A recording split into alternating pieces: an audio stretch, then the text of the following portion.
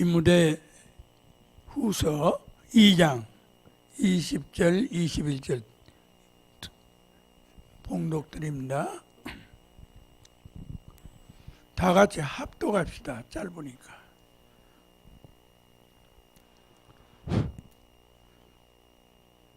시작.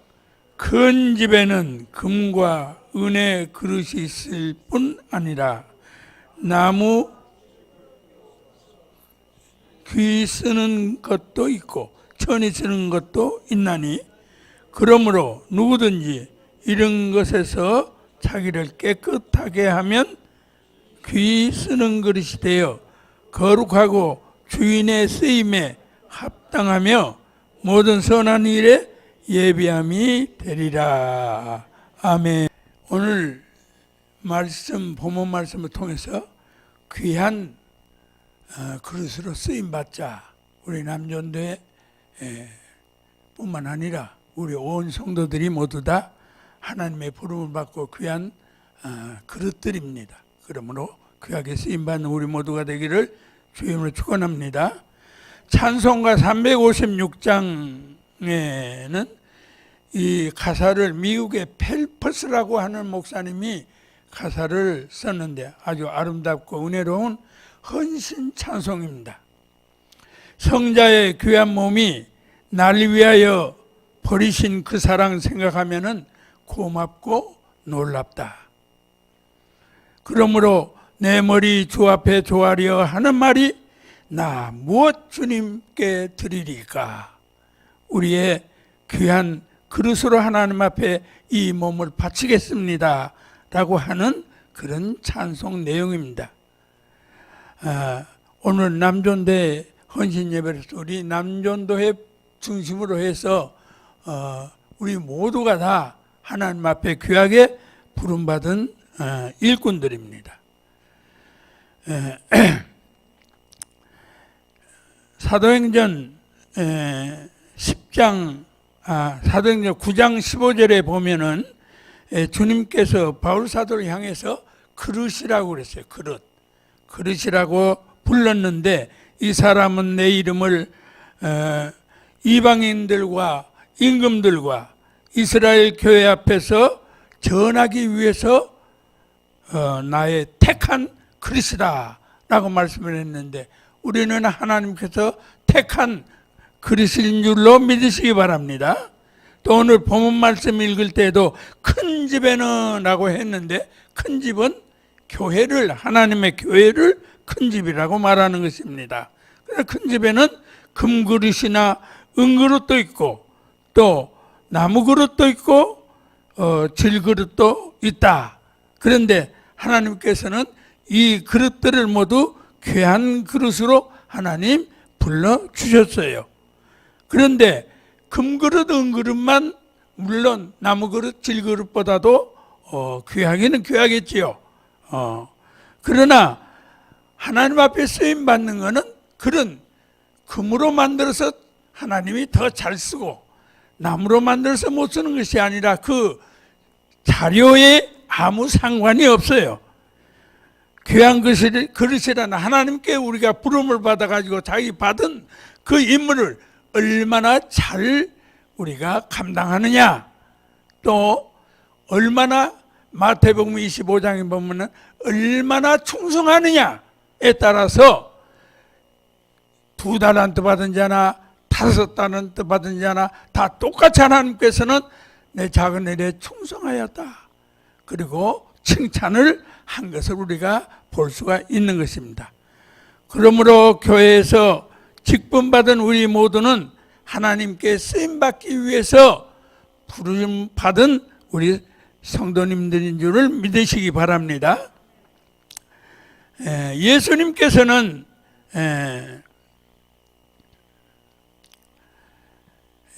디베리아 바다의 어부들을 중심으로 베드로, 요한 그리고 요한의 형제들을 불러가지고 사도로 삼으시고 세리 중에서 마태를 불러서 사도로 삼으시고 바리새인 중에서 바울 사도를 불러서 귀한 그릇으로 사용하였습니다.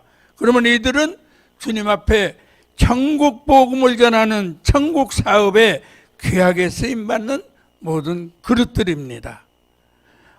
오늘 주님께서 부르신 우리들도 이 천국 복음을 전하는 귀한 그릇들로 하나님이 불러주신 것을 믿으시기 바랍니다. 우리들은 진실로 귀한 그릇들이어서 주님 앞에 부름에 합당한 그런 삶을 살아야 될 줄로 믿습니다. 그러면은 어떤 그릇이 되어야 우리가 하나님께 귀한 그릇으로 쓰일 수 있느냐?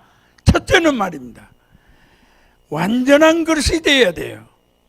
그릇이 금이나 은 같은 귀한 그런 그릇이라도 이 그릇이 구멍 났거나 깨졌거나 흠이 있으면은 이 그릇은 쓸 수가 없습니다. 그러므로 귀하게 쓰인다고 하는 말은 우리가 하나님께 부름받은 그 사명대로 우리가 얼마나 그 일에 충성하느냐, 얼마나 우리가 그 일에 애쓰느냐에 따라서 하나님은 귀하게 쓰시는 것입니다. 이 세상에는 깨어진 그릇과 같은 그런 불완전한 인간들이 너무너무 많습니다. 양심이 깨어지고 정조가 깨어지고 인류 도덕이 깨어져서 쓰임받지 못한 그런 사람들이 많이 있고, 성도들도 믿음이 깨어져 가지고 쓸데없어 버림받은 그런 성도들도 있는 것입니다. 그래서 디모데전서 1장 19절의 말씀을 보면 믿음과 착한 양심을 가지라. 어떤 이들은 이 양심을 버리고 그 믿음에 관하여는 파선하였느니라 말씀을 하고 있습니다. 옛날에 발람 선지자는 하나님께서 택한 귀한 선지자였어요. 그런데도 그 믿음과 지조가 흔들리고 깨어져서 불의한 발락의 싹을 받고 이스라엘을 저주한 자가 되었습니다. 그런 삼손도 하나님께서 택한 귀한 사사였습니다. 그런데 그 믿음이 깨어져 가지고 그는 이방 여자에게 미혹되어서 비참한 그런 최후를 맞이하게 된 것입니다. 가룟 유다는 예수님께서 택한 사도였어요. 그런데도 그 양심이 깨어져 가지고 육체까지 다 깨어져 비참한 죽음을 가졌습니다. 사울 왕도 하나님께서 택한 이스라엘의 초대왕이었습니다. 그런데 그 양심이 깨어져서 결국에는 온 가족이 다 죽임을 당한 멸망의 속으로 들어갔습니다. 그래서 깨어지고 상한 그릇들은 이와 같이 쓸 수가 없어서 쓰레기통에 버려버림 같이 우리도 깨어진 인간은 쓸데없어 결국에는 지옥에 갈 수밖에 없는 것입니다. 마태복음 5장 이 48절에 보면 그러므로 하늘에 계신 너희 아버지의 온전하심 같이 너희도 온전하라, 그렇게 완전하라, 온전하라 이렇게 말씀을 하신 것입니다. 맡겨진 직분에 충성하는 완전한 그릇들이 다 되어야 될 줄로 믿습니다. 두 번째는 우리 그릇이 깨끗한 그릇이어야 하나님 쓰십니다. 아무리 좋은 재료를 만든 그런 튼튼한 그릇, 상함이 없는 그릇이라 할지라도 그 그릇이 깨끗하지 못하면 쓸 수가 없는 것입니다. 그릇이 깨끗하고 빛나게 잘 닦아서 번질번질하게 이렇게 돼야지, 더러운 것이 묻어 있거나 때가 묻었거나 이러면은 쓸 수가 없겠지요. 금그릇이나 은그릇도 더러운 것이 묻어 있으면은 그것을 깨끗하게 닦기 전에는 쓸 수가 없다는 말입니다. 만일 나무 그릇이나 질그릇이라도 그 그릇이 깨끗하면은 귀히 쓸 수 있다 이 말입니다.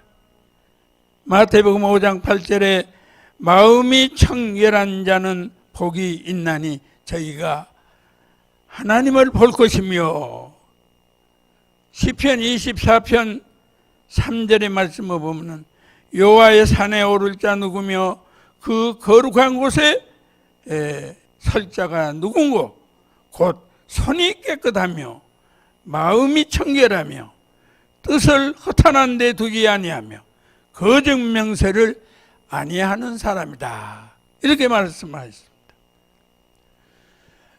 예레미야 4장 14절의 말씀을 보면은 예루살렘아 네 마음에 악을 씻어버리라, 그리하면 구원을 얻으리라. 네 악한 생각이 네 속에서 얼마나 오래 머물겠느냐, 이렇게 말씀을 했어요. 그래 빨리 악을 버리라는. 고린도후서 7장 1절에는 그런즉 사랑하는 자들아 이 약속을 가진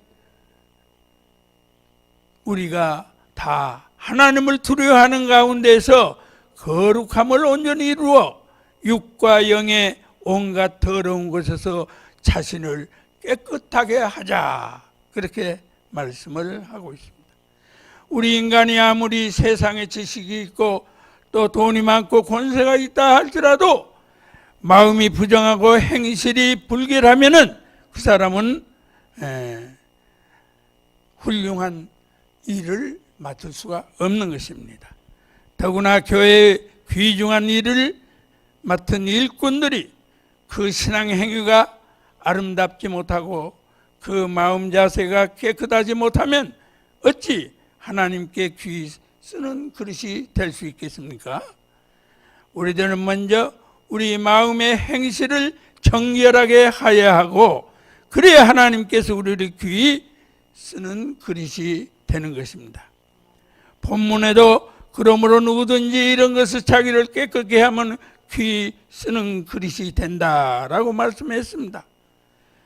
이런 것에서 자기를 깨끗하게 한다 하는 말은 곧 죄와 불의를 청산하는 그런 회개를 말씀하는 것입니다. 그러므로 모든 죄를 회개하고 성결한 은혜를 받기 전에는 우리는 도저히 귀하게 쓰임받는 그릇이 되지 못하는 것입니다. 우리 모두가 다 항상 회개를 하면서 기도할 때마다 회개를 철저히 하는 우리 모두가 되기를 바랍니다. 세 번째는요, 빈 그릇이 되어야만이 하나님은 쓰시는 것입니다. 어떤 그릇이든지 모든 부정한 물건이나 그릇이라고 하는 것은 불필요한 것들이 그 그릇에 담겨 있으면은 아무리 귀한 그릇이라도 쓸 수가 없습니다. 이와 같이 우리 인간들도 우리의 마음 가운데에 죄악이 가득하고 또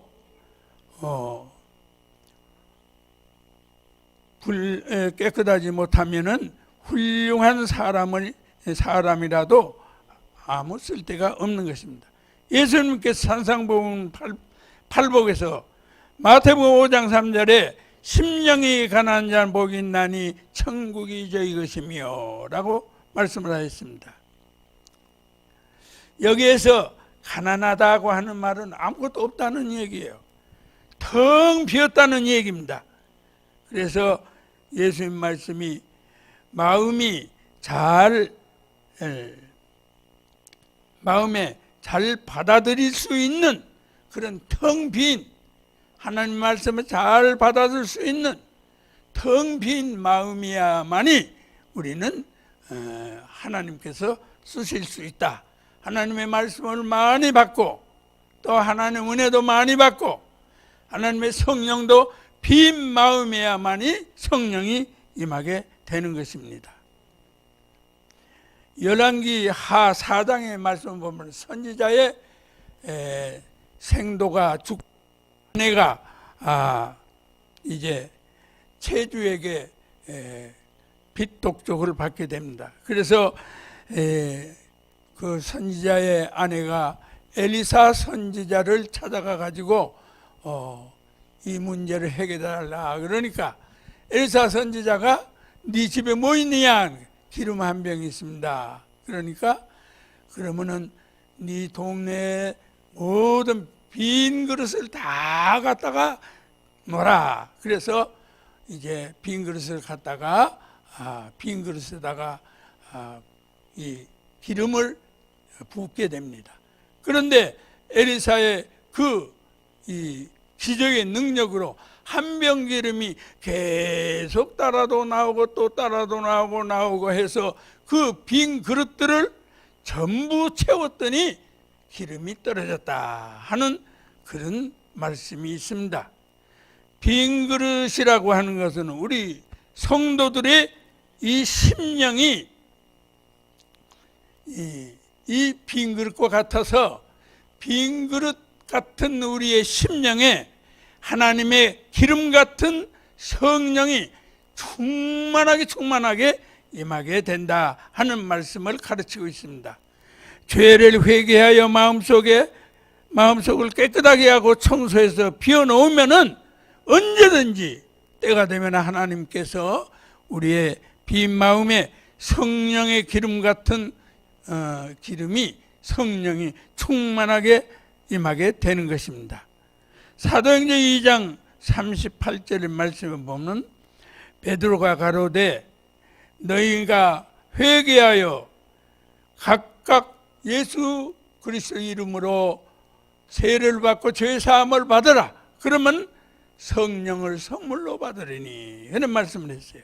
그러니까 우리가 회개해가지고 더러운 걸 다 씻어버리고 빈 마음이 됐을 때에 하나님께서 성령을 부어주는 것입니다.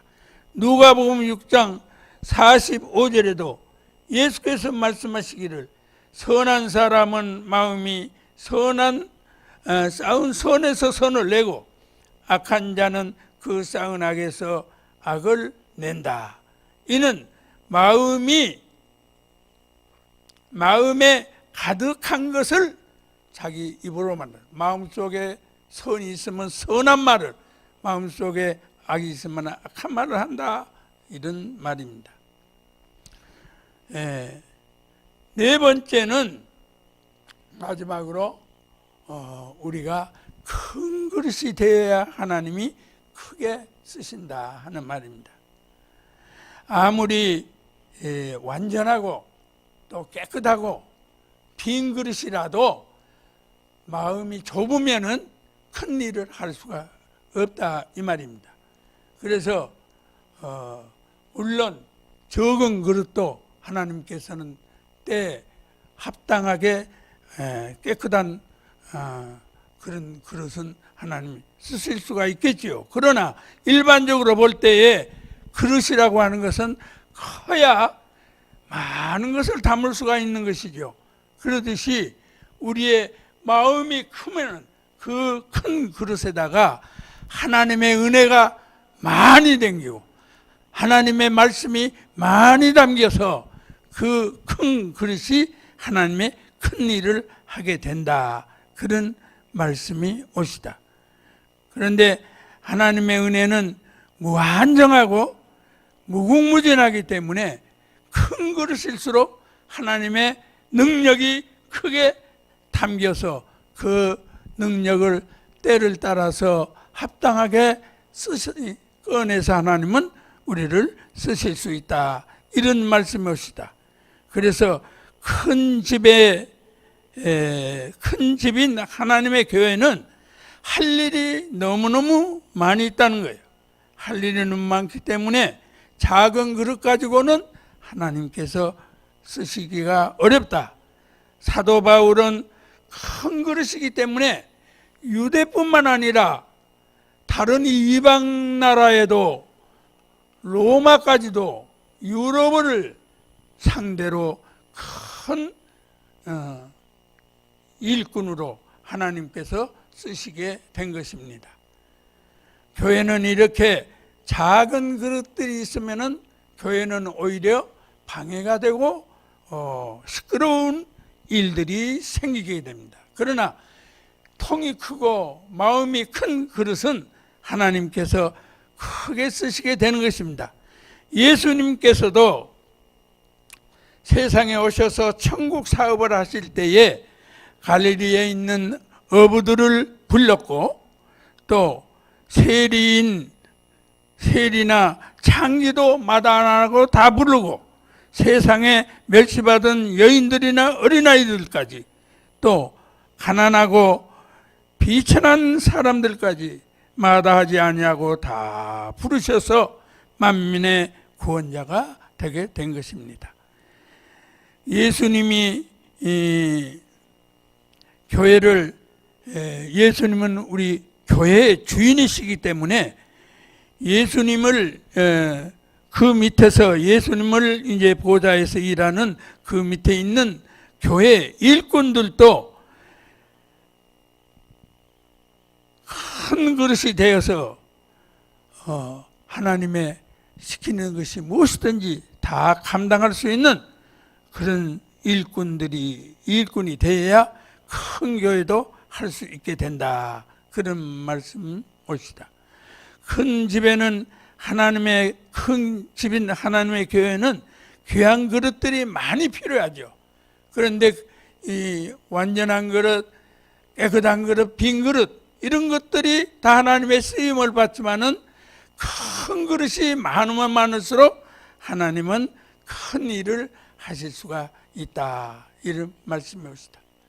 오늘 우리 모든 성도님들이 이 모두가 다 완전한 그릇, 또 깨끗한 그릇, 빈 그릇이 그렇게 되어서 자기 자신을 큰 그릇으로 자꾸 조금씩 이렇게 큰 그릇을 만들어 가지고 이 교회를 통해서 하나님의 큰 일을 하시기를 주의 이름으로 축원합니다.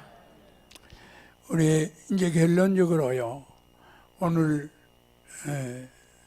남전도의 헌신 예배이기 때문에 남전도에 우리가 이제 하나님 앞에 몸을 들여서 참으로 하나님의 쓰임받는 그런 귀한 일꾼들이 되기를 소원해서 말씀을 전하는 것인데요, 우리 코로나 때문에 우리가 남전도의 활동도 못했습니다.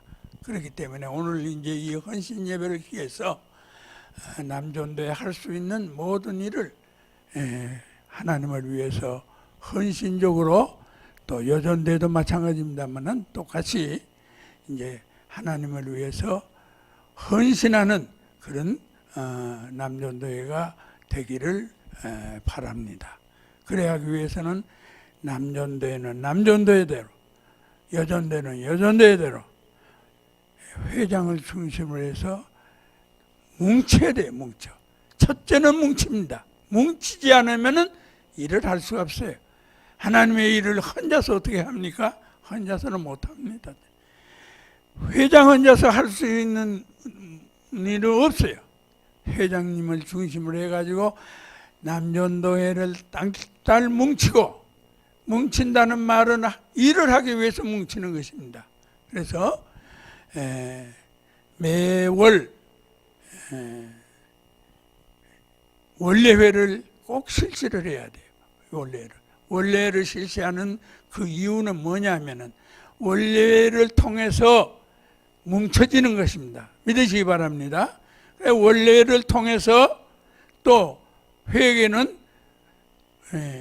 회비를 거둘 수 있어요. 어떻게 뭐 다니면서 회비를 거둘 수도 없는 거고, 원례회를 매달 철저히 해야 돼요. 그래야 남전도회가 뭉쳐지고 회비도 거둬야 일을 할 수가 있고 하기 때문에 반드시 원례회를 꼭 철저히 해주시고, 또 하나는 남전도회, 지금은 우리가 남전도회 그 이름 자체가 무엇입니까? 전도를 위해서 남자들이 하나로 뭉쳤다 이 말이거든요. 그 모임이 전도를 위한 모임이에요. 전도를 위한. 그러니까 우리가 옛날에 우리 교회도 마찬가지로 모든 교회가 예배드리면 기도하고 나가 전도하는 거예요. 그래서 그걸 매달 못하기 때문에 이제 계획을 세워가지고 3시에 이제 2시부터 3시까지 2부 예배가 끝나면 3시부터 4시까지 이 주변에 또 종점이라든가 또 선운이라든가 옛날에 그런 데 다니면서 전도를 했어요. 그러면 전도 혼자 다니면서 못하잖아요. 그러니까 딱 2인, 3인 이렇게 조를 짜가지고 조가 한 사람은 전도지, 한 사람은 이제 무슨 뭐 음료수 같은 이런 거 이제 들고 다니면서 1시간 전도하고 그리고 가는 것입니다. 그래야 하나님이 우리 교회를 보실 때에 내 일을 하는구나 이렇게 하는 거 아니겠어요? 매주 화요일 날 전도한다고 하지만 그 뭐 토스트 만들어 가지고 논아주는 것뿐 아니에요. 남전도는 남전대로, 여전도는 여전대로 우리가 또 계획을 해서 그렇게 해야 우리 교회가 활성화되고 가만히 잠자는 그런 교회에서 깨 일어나 가지고 좀 움직이는 그런 교회가 되도록 간절히 부탁의 말씀을 드리면서 말씀을 마치겠습니다.